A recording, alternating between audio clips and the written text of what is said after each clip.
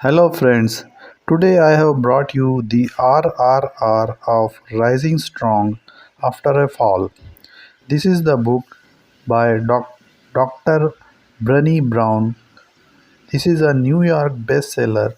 So let us start the audiobook summary. Chapter 1. Vulnerability is the only path to more love, belonging, and joy. What do people with strong relationships do? Whether they are parents with deeper connections with their wards, or teachers nurturing creativity and knowledge in a child's life, these people are never afraid to lean into discomfort. They have the power of emotion. Satisfying experiences are linked to being vulnerable. Consequently, we must be willing to forge the courage necessary to embrace vulnerability. This courage is born in the middle of the struggle as we grapple with our values and regain our emotions. Rising strong after a fall is how we cultivate wholeheartedness in our lives. It is the process that teaches us the most about who we are. Dr. Brene Brown. Rising strong means cultivating the courage, connection, and compassion to wake up in the morning feeling satisfied with our lives, no matter how our day turns out to be. Living wholeheartedly is defined as the process of engaging our lives from a place of worthiness. If we put ourselves out there in love with our whole hearts, we are going to experience heartbreak. It doesn't matter what we are struggling with. If we can learn how to feel our way through experience and own our struggles and stories, we can write our brave endings. The goal of this summary is to slow down the process of falling and rising, to bring into awareness the choices that unfold in front of us during moments of discomfort, and to explore the consequences of these choices. A 3-step procedure was described by Dr. Brown: reckoning, rumbling, revolution. She shares how permission slips can help in recognizing your feelings, developing awareness, and adjusting your expectations to enable you to rise after a fall. Chapter 2. There are 2 dangerous outcomes of our failure. Gold-plating grit and a badassery deficit are 2 dangerous outcomes of failure. Gold-plating grit is an act of embracing failure without acknowledging the fear and the real hurt it causes, or even the complex journey toward rising again. Badassery deficit refers to the failure to wade into discomfort and vulnerability and neglecting to tell the truth about your story. A real badass is a person who says, "Our family is hurting. We could use your support." We all have fallen one way or the other. We have the bruises to prove it, but those scars are easier to talk about than they are to show. And rarely do we see wounds that are still in the process of healing. Our culture is rife with tales of success because we prefer recovery stories that quickly move through the dark phases to the sweeping redemptive endings.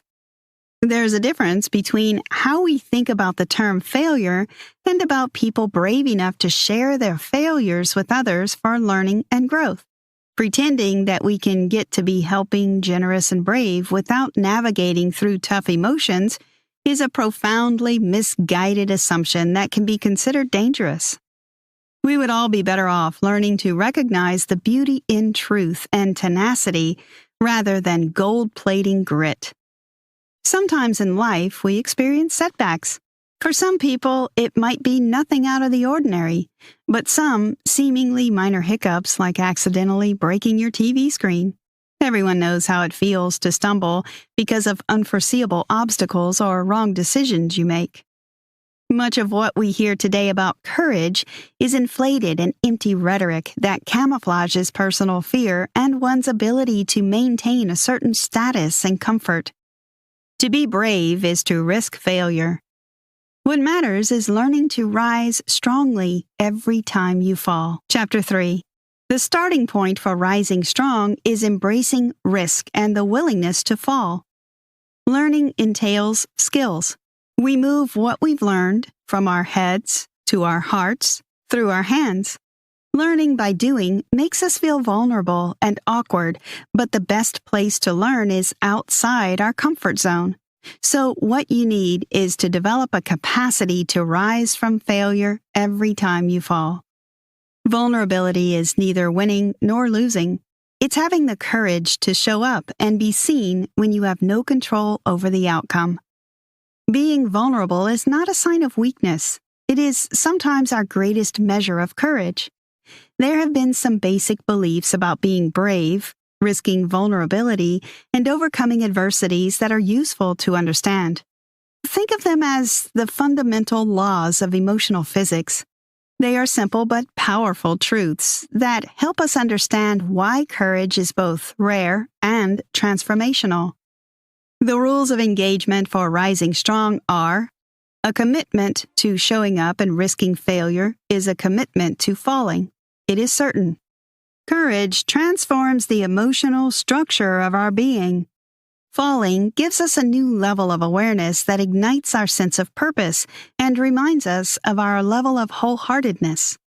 Solitude and connection must combine to produce a successful outcome. Those that fear being alone have to deal with the challenge of solitude, and those who prefer to cordon themselves off have to meet the requirements of asking for and receiving help.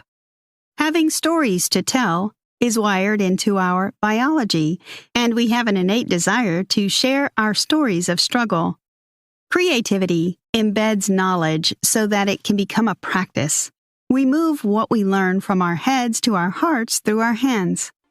Rising strong is the same process, whether you are navigating personal struggles or professional ones.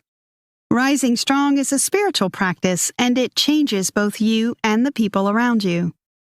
Spirituality is recognizing and celebrating that we are all inextricably connected to one another by a power greater than all of us, and that our connection to that power and to one another is grounded in love and belonging. Dr. Brene Brown.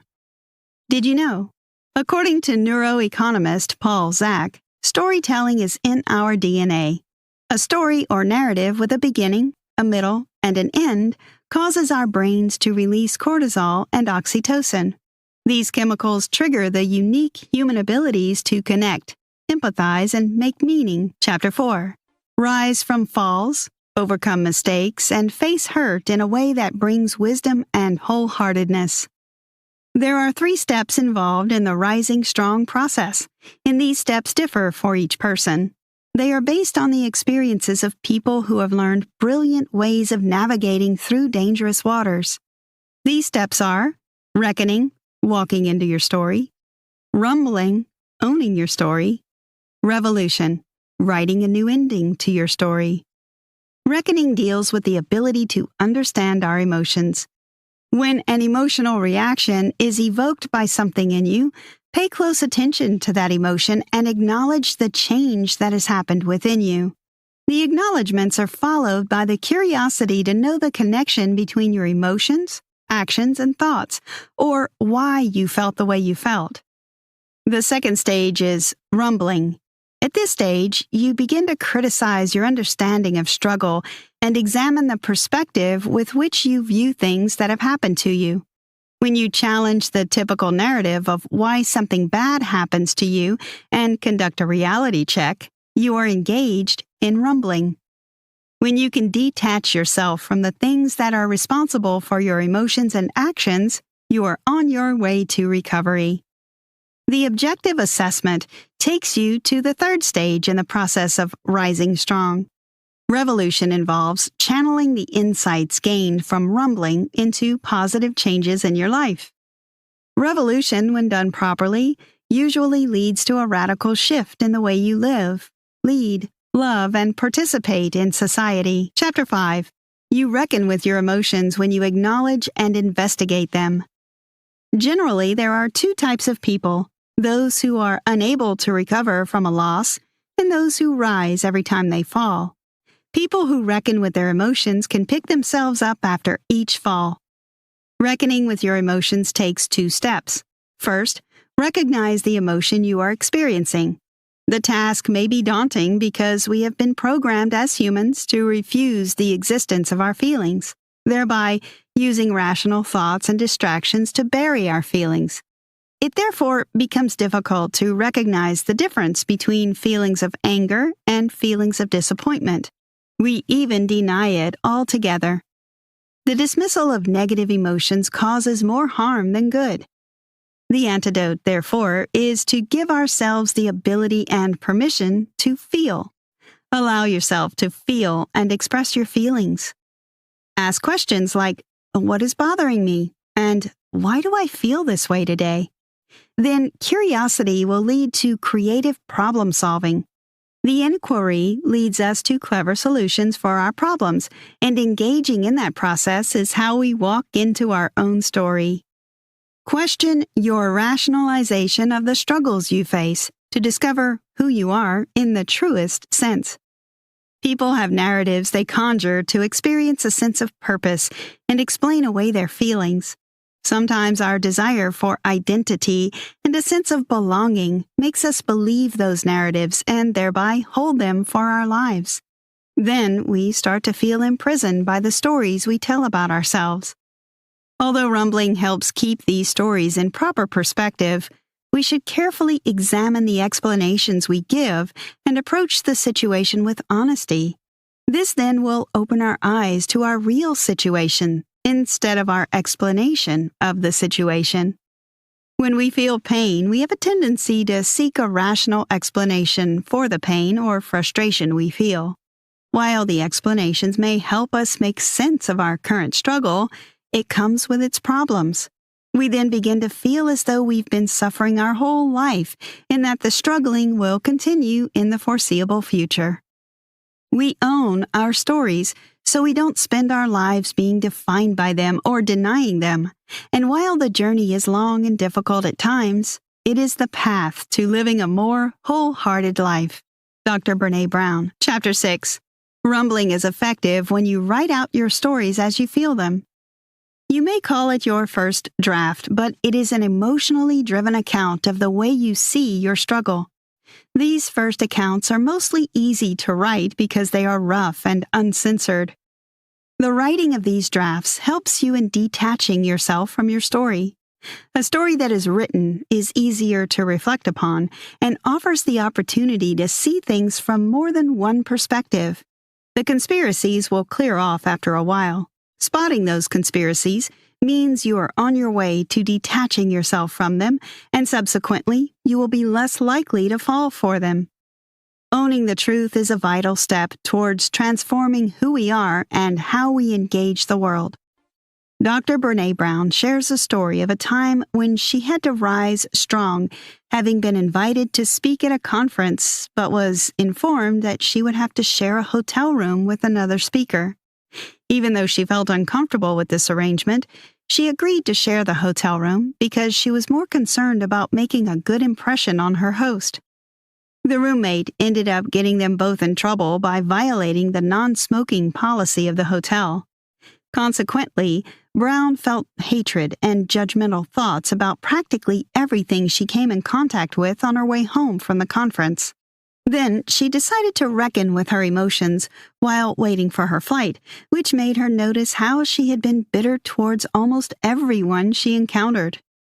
She began to rumble with her emotions by writing out her first draft that recorded the story of the events at the conference. This rumbling opened her eyes to a few things. She decided that she no longer would whine about the unfairness of the world, but instead take responsibility for her well-being, even when under pressure from others. Chapter 7. Rumbling with our expectations can help us experience a paradigm shift and become forgiving. Often there is the experience of disappointment in both our personal and professional lives. We all have expectations, and these expectations often open us to disappointments. Rumbling helps to deal with disappointment by getting rid of unhealthy expectations. It is the disappointment we feel that exposes our expectations. Expectations could be tricky in the sense that we might not notice them until they are not met. So, to keep things realistic, we have a responsibility of exposing our expectations by discussing them with the people we expect things from. Choosing to write our own story means getting uncomfortable. Sometimes human relationships allow forgiveness to thrive. Relationships are a great source of joy, yet they equally serve as a source of hurt. Therefore, forgiveness is the lubricant that helps in smoothing the rough surface. It is inevitable if we want to have a successful relationship, partnership, or marriage. True forgiveness is not just about forgetting the hurtful act. It is about letting certain expectations die by understanding that other people also have their strengths and weaknesses and that they are humans too. It takes a great deal of courage to ask for help and therefore should not be seen as an act of weakness. Chapter 8. Rumbling with accountability can restore professional relationships even when the chips are down. Consider Luke's story. He was a senior leader at a successful advertising agency who worked as their resident strategy expert. Everyone trusted and believed he was the glue holding the company together. One day, Luke made a huge mistake that put the future of the company in jeopardy. Everyone's trust in Luke was shaken, yet he rose strongly. How did he do it? He rumbled with accountability and trust. As a leader, he took responsibility for the outcome of the project. Any strong relationship or work culture needs accountability to thrive. It takes great courage to apologize and make amends for one's mistake. Luke had this type of courage. He stood up and told the team he was sorry he screwed up. He needed to restore the trust they once had in him. One can make mistakes and still retain trust. All it takes is the ability to repair the relationship and stay true to one's values. This illustration shows what can happen when an organization experiences failure but chooses the path of accountability and trust. Rising strong is more powerful when done as a group. No matter where you are right now, you can rise strong if you choose to reckon, rumble, and begin a revolution in your life and your organization. Conclusion. Willingness to fall is the greatest threat to criticism, cynicism, and fear. When one is willing to fall, they will learn to rise. When you learn to rise, it brings you to a new level of awareness. The process of rising strong can lead to deep, groundbreaking, no-turning-back transformation. The process involves a series of incremental changes, and when it eventually becomes a practice, the way of engaging with the world, there is no doubt it will ignite revolutionary changes in us and the people around us.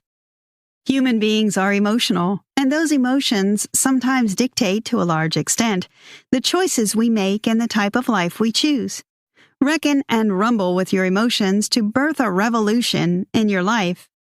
In this world, the revolution might sound dramatic, but choosing authenticity and worthiness is an absolute act of resistance. All revolutions start with a new vision of what is possible. You'll see a new possibility if only you've put in the work to gain a bird's-eye view of the present circumstances. This clarity helps you to create a pathway toward a brighter future using the material from the experiences you've had. We can rise from our experiences of hurt and struggle in a way that will allow us to live more wholehearted lives. However, transforming the way we live requires us to act on the vision. The Rising Strong process is not as powerful as the Rising Strong practice. The revolution begins when we own what lives at the heart of rising strongly in our everyday activities. Try this. Badassery deficit and gold-plating grit are two dangerous outcomes of a fear of failure. Use the 3-step process of reckoning, rumbling, and revolution to help you redefine failure and to rise again after a fall.